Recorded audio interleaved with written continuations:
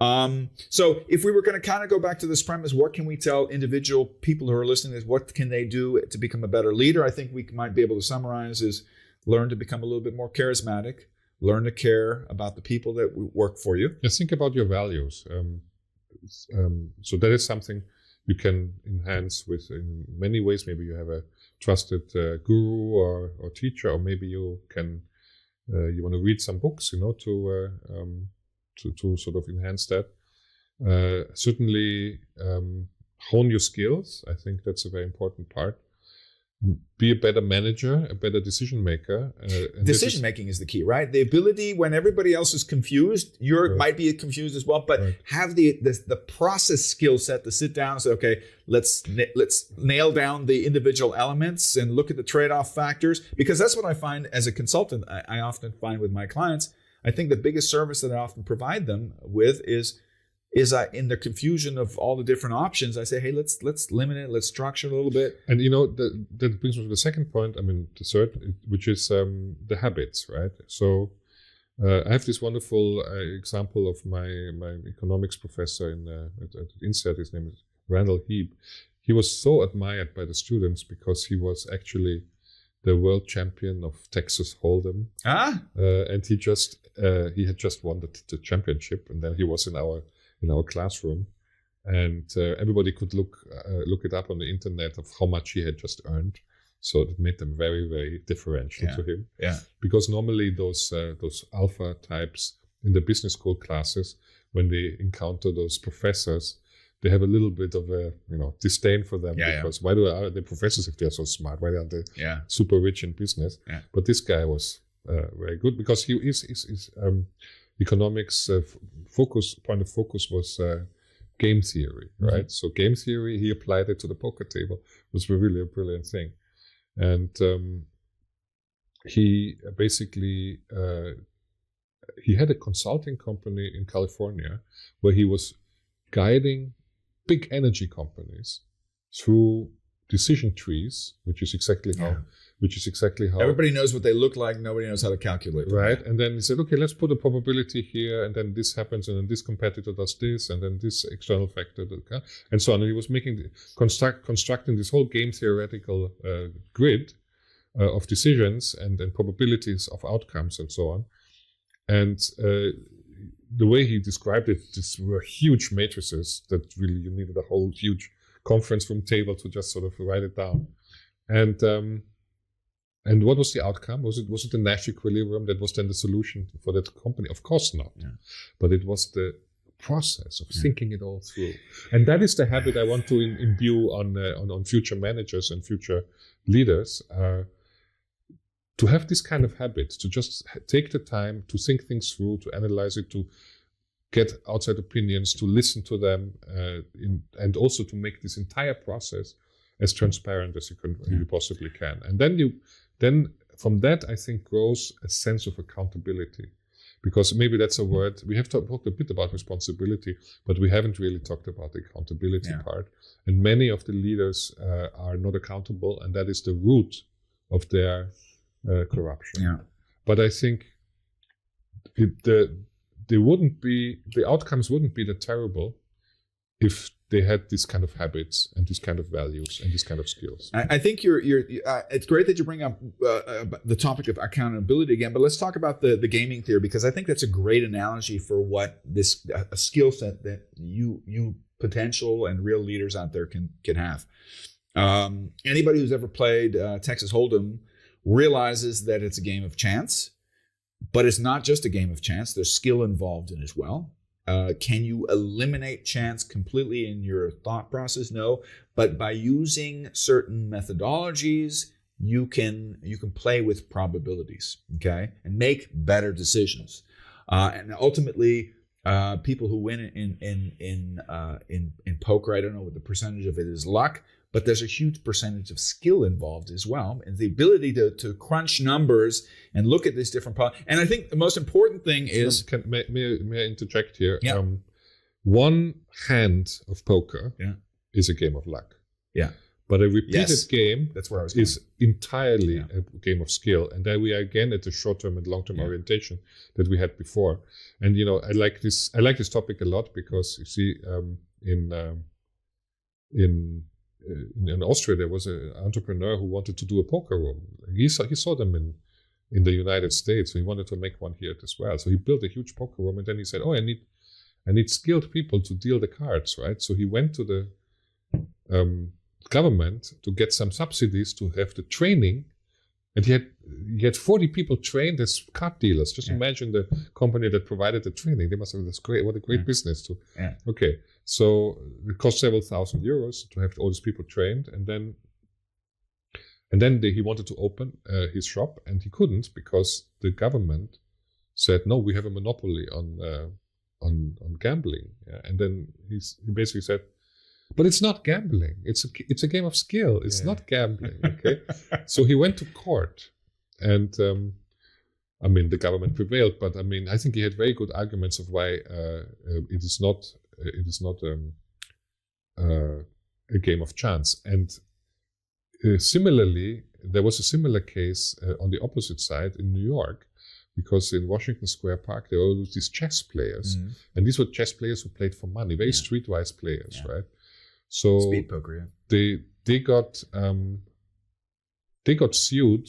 Basically there was a complaint to get them out of the park because of I'm sure the IRS went there too and said, "You guys owe me." But but basically it was for the children, and they get into this gambling, and so basically the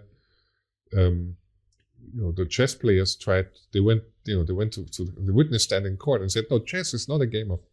It's not a game of luck. Okay, in every situation you can have a better move, and or you can find the best move. But of course, if you play a fast game on the street, there's a lot of luck involved because you cannot know everything all the time. So again, the other side prevailed, although actually chess is not a game of luck." But what you kind of alluded to before, and I don't want to let that slip because I want to nail it down because I think that's a valuable thing. What you said is one hand of poker is luck. But if you play the full game with a perspective and with a system, okay, it then becomes a game of skill. And I think if there's one thing that we can learn from people who might be psychopathic or sociopathic in their behavior, is they bounce back quickly. They understand that, it's not how many times you fall that determines whether you're a winner or not. It's how many times you get up and still have belief and faith in yourself. And I think this ties into the concept of accountability. I think a lot of great potential leaders out there, be it in politics or economics or mid-managers who've wanted to move up, they might fail, or they might have their ego bruised, or they might be, somebody might take advantage of them, or they might be, they might jump over them in the promotion cycle, or often become cynical, maybe not cynical, but also disillusioned and say, and turn away from the game. And ultimately, if we want better leaders in society, the good people have to become more resilient. They have to be able to understand that losing a hand of poker is just part of the game. Failing is part of the game. Getting bruised.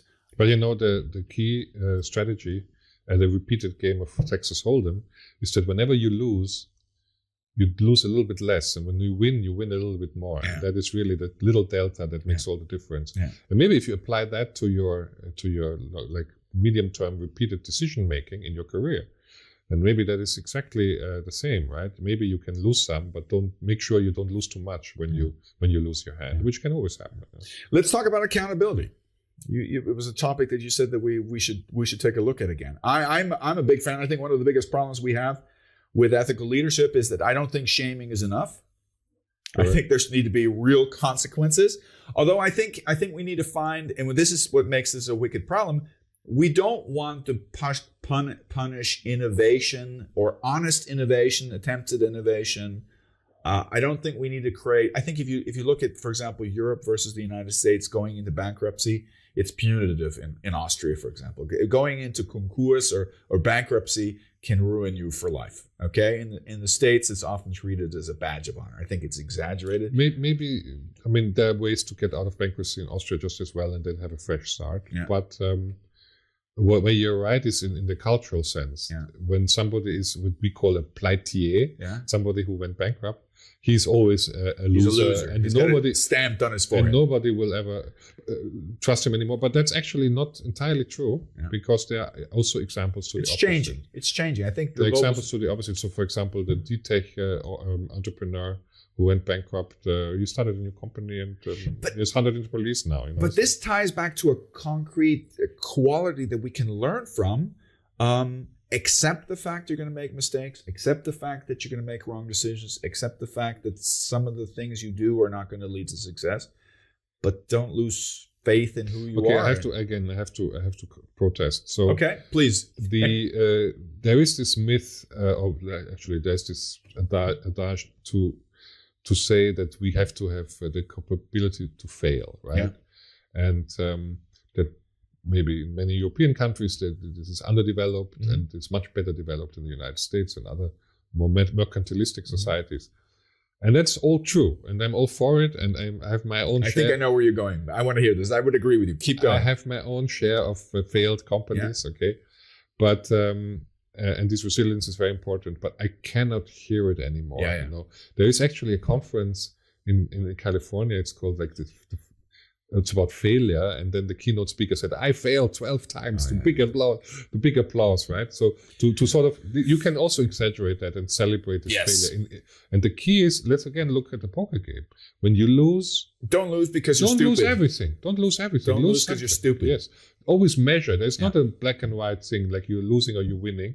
It's the life is more complex and more nuanced. And I think what we need to develop is a sense for this nuance.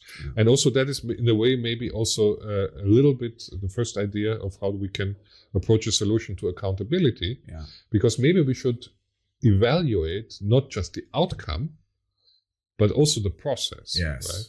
And then factor that in as well. Absolutely. Like you were lucky, you lost millions, but process. You did everything. But you did everything right, okay? Because it's still the lesser evil. Yeah. You had done that, we maybe would have won huge, but maybe we would have really lost a lot. So as for our risk profile, that was the right decision. We lost, okay, let's move on, right? Let's do the next thing. Now we still have capital left because we haven't lost everything. We have only lost a part. So this kind of culture just has to take root.